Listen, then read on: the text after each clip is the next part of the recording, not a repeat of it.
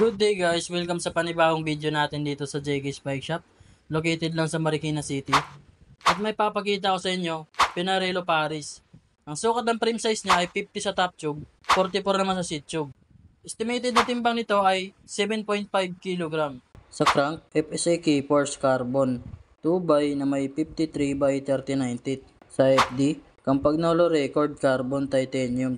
Sa RD, Campagnolo Record Carbon Titanium 10 speed. Sa cogs, Campagnolo 10 speed 12x25 teeth. Sa caliper, Campagnolo Record Titanium 10 speed. STI, Campagnolo Record Carbon 10 speed.